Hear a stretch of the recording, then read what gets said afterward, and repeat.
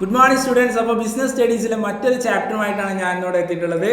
Small business and entrepreneurship development എന്ന ഈ ഒരു ചാപ്റ്ററിലെ അധികം കോംപ്ലിക്കേഷൻ ഒന്നും ഇല്ലാണ്ട് ഈസി ആയിട്ട് നമുക്ക് ഈ ഒരു ചാപ്റ്ററിനെ പരിചയപ്പെടാവുന്നതാണ്. ഓക്കെ, നമ്മൾ ഈ ഒരു ചാപ്റ്ററിനെ അപ്രോച്ച് ചെയ്യുമ്പോൾ എന്താണ് സ്മാൾ ബിസിനസ് എന്ന് ആദ്യം അറിഞ്ഞിരിക്കണം അല്ലേ. എന്താണ് small business? A business which functions on a small level involves less capital investment, less number of labours and fewer machines to operations known a small business അല്ലേ. അതായത് എന്താണ്, ചെറിയ രീതിയിൽ ബിസിനസ്സുകൾ നടത്തിക്കൊണ്ട് പോവുക അല്ലേ. അതെന്ത് ചെയ്യുക, കണ്ടക്ട് ചെയ്യുക, അത് ചെറിയ രീതിയിൽ എന്ത് ചെയ്യുക, അത് നടത്തിക്കൊണ്ട് പോകുന്നതിനാണ് എന്ത് പറയുന്നത്, സ്മാൾ ബിസിനസ് കൊണ്ട് ഉദ്ദേശിക്കുന്നത്. അവിടുത്തെ പ്രത്യേകതകൾ എന്തൊക്കെയാണ് വരുന്നത്?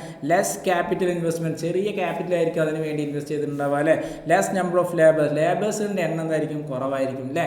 പിന്നെന്താ, and fewer machines to operations നടത്താനുള്ള മെഷീൻസ് എന്തായിരിക്കും, ചെറിയ മെഷീൻസ് ഒക്കെ ആയിരിക്കും. ചിലപ്പോൾ മെഷീൻസ് പോലും ഉണ്ടാവണമെന്നില്ല അല്ലേ, കൈ കൊണ്ടുള്ള ഉൽപ്പന്നങ്ങളായിരിക്കും അവിടെ പ്രൊഡ്യൂസ് ചെയ്യുന്നത്, അല്ലെങ്കിൽ പ്രൊഡക്റ്റ് ആയിരിക്കും ചിലപ്പോൾ എന്ത് ചെയ്യുന്നത്, നിർമ്മിക്കുന്നത് അല്ലേ.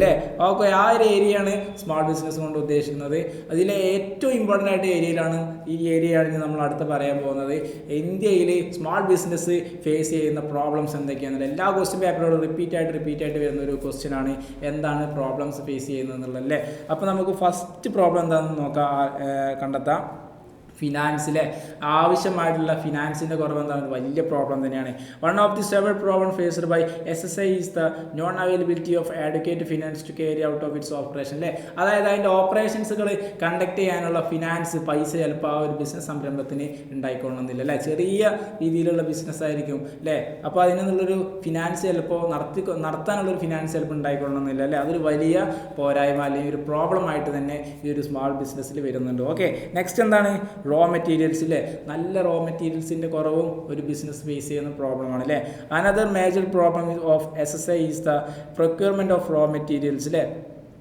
If the required materials are not available, they have to compromise on quality or have to pay a high price to get good quality materials അല്ലേ. അതായത് നല്ല മെറ്റീരിയൽസ്, നല്ല റോ മെറ്റീരിയൽസ് കിട്ടണമെങ്കിൽ നല്ല പൈസകൾ നമ്മൾ എന്ത് ചെയ്യേണ്ടി വരും, ചിലവാക്കേണ്ടി വരും. ഒരു സ്മാൾ ബിസിനസ്സിനെ സംബന്ധിച്ച് വലിയ എമൗണ്ട് കൊടുത്ത് റോ മെറ്റീരിയൽസ് വാങ്ങാന്ന് പറയുന്നത് പോസിബിൾ അല്ല അല്ലേ. അപ്പോൾ എന്താണ്, കിട്ടുന്ന റോ മെറ്റീരിയൽസ് വെച്ചിട്ട് അത് എന്ത് ചെയ്യാൻ പറ്റുള്ളൂ, നമുക്ക് പ്രൊഡക്ഷൻ നടത്താൻ പറ്റുള്ളൂ. അപ്പോൾ അതിൻ്റെ ക്വാളിറ്റിയിലൊക്കെ മാറ്റങ്ങളൊക്കെ വരാൻ ചാൻസ് ഉണ്ട്. ഓക്കെ, തേർഡ് എന്താണ്, മാനേജീരിയൽ സ്കിൽസ് അല്ലേ. നല്ലൊരു മാനേജീരിയൽ സ്കിൽസ് എന്താണ്, ഇതിനാവശ്യമാണ് അല്ലേ. A small business generally promoted and operated by a single person അല്ലേ. ചിലപ്പോൾ ഒരു സിംഗിൾ ആളായിരിക്കും, ഒരു വ്യക്തി ആയിരിക്കും എന്ത് ചെയ്യുന്നത്, ആ ഒരു ബിസിനസ് ഓപ്പറേറ്റ് ചെയ്യുന്നത്, അതിനെ പ്രൊമോട്ട് ചെയ്യുന്നത് അല്ലേ. Who may not possess all managerial skills required to run the business. ആ ബിസിനസ് റൺ ചെയ്ത് പോകാനുള്ള മാനേജീരിയൽ സ്കിൽസ് ചിലപ്പോൾ ആ ഒരു വ്യക്തിക്ക് ഉണ്ടായിക്കൊള്ളുന്നില്ല അല്ലേ. ചിലപ്പോൾ അദ്ദേഹം ഒരു പ്രൊഫഷണൽ മാനേജർ എന്ന രീതിയിലൊന്നും ആവില്ല, ചെറിയ രീതിയിൽ എന്തായിരിക്കും ആ ബിസിനസ് കണ്ടക്ട് ചെയ്യാനുള്ള രീതിയിലായിരിക്കും അദ്ദേഹം ആ ബിസിനസ്സിനെ എന്ത് ചെയ്യുന്നത്, അപ്രോച്ച് ചെയ്യുന്നത്. ഓക്കെ, പിന്നെന്താ വരുന്നത്, ലേബർ. നാലാമത്തെ പോയിന്റാണ് ലേബർ അല്ലേ. നല്ലൊരു ലേബേഴ്സും ഒരു ബിസിനസ്സിനെ സംബന്ധിച്ച് വളരെ അത്യാവശ്യമാണ് അല്ലേ. Small business firm cannot afford to pay higher salary to the employees അല്ലേ. ചെറിയ ബിസിനസ് സംരംഭങ്ങൾക്ക് വലിയ എമൗണ്ടുകൾ കൊടുത്ത് സാലറികൾ പ്രൊവൈഡ് ചെയ്തിട്ട് എന്താണ്, ലേബേഴ്സിനെ കൊണ്ടുവരാൻ സാധിക്കില്ല അല്ലേ. Which effect the employees willingness to work hard and produce more അല്ലേ. അതൊരു എംപ്ലോയീസിനെ സംബന്ധിച്ച് വർക്കിന് വരാനുള്ളൊരു വില്ലിങ്നെസ്സിനെ എന്തായി ബാധിക്കും അല്ലേ. ഹാർഡ് വർക്ക് ചെയ്യാൻ എന്താണ്, ഒരു നെഗറ്റീവായിരിക്കും അല്ലേ. നല്ല സാലറി ഇല്ലെങ്കിൽ എന്താണ്, നല്ല രീതിയിൽ ജോലികൾ ചെയ്യാൻ പറ്റത്തില്ല അല്ലേ. പിന്നെന്താണ്, marketing is a weaker area of small organisation. Thus organisation have depend excessively on middlemen who at times you exploit them, paying low price and delayed payment അല്ലേ. അതായത് സ്മാൾ ബിസിനസ്സുകൾക്ക് മാർക്കറ്റിൽ പോയിട്ട് ഈ ഒരു പ്രൊഡക്ട്സ് വിൽക്കാൻ ചിലപ്പോൾ സാധിച്ചോളണമെന്നില്ല.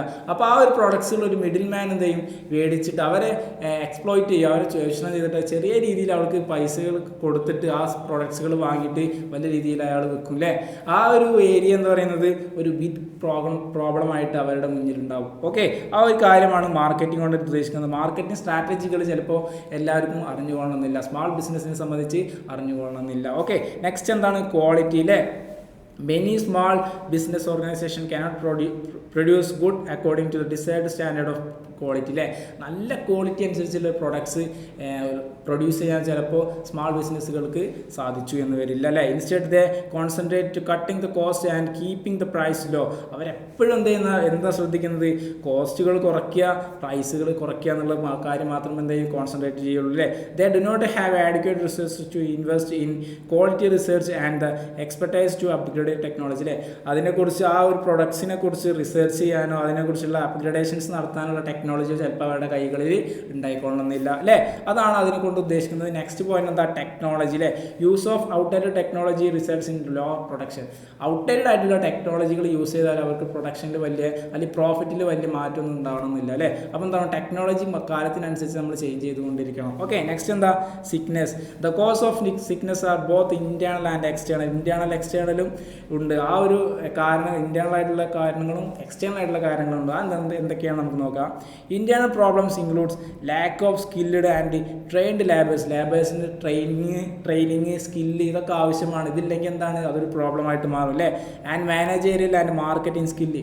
മാനേജേറിയലായിട്ടുള്ള സ്കില്ലും മാർക്കറ്റിംഗ് പരമായിട്ടുള്ള സ്കിൽസും ലേബേഴ്സിന് എന്താണ് ആവശ്യമാണ് അല്ലേ. അതിൻ്റെ കുറവ് എന്താണ്, ഒരു ബിഗ് പ്രോബ്ലം ആയിട്ട് സ്മാൾ ബിസിനസ്സിൽ കടന്നു വരാം. ഓക്കെ, പിന്നെ എന്താണ്, എക്സ്റ്റേണൽ പ്രോബ്ലംസ് ഇൻക്ലൂഡ്സ് എന്തൊക്കെ, ഡിലേഡ് പേയ്മെൻറ്റ്സിൽ വരുന്ന ഡിലേകളിലെ, പിന്നെന്താ, ഇന്നാഡിക്വേറ്റ് ലോൺസ്. ഫിനാൻസിന് ആവശ്യം വരുമ്പോൾ നമ്മൾ എന്ത് ചെയ്യും, ലോണുകൾക്ക് അപ്ലൈ ചെയ്യും. ലോണുകളും നമുക്ക് പ്രൊവൈഡ് ചെയ്യാൻ പറ്റില്ല എന്നാണെങ്കിൽ എന്താണ്, അതൊരു വലിയ പ്രോബ്ലം ആയിട്ട് മാറും അല്ലേ. Lack of demand of products. നമ്മൾ പ്രൊഡ്യൂസ് ചെയ്യുന്ന പ്രൊഡക്റ്റുകൾക്ക് ഡിമാൻഡ് ഇല്ലെങ്കിൽ അതും ഒരു വലിയ പ്രോബ്ലം ആയിട്ട് മാറും അല്ലേ. ഇത്രയും കാര്യങ്ങളാണ് എന്താ ചെയ്യുന്നത്, ഇതിൻ്റെ പ്രോബ്ലംസ് ആയിട്ട് വരുന്നത്. എല്ലാവരും അത് ഈസി ആയിട്ട് പഠിച്ചെടുക്കാൻ ശ്രമിക്കുക. All the best.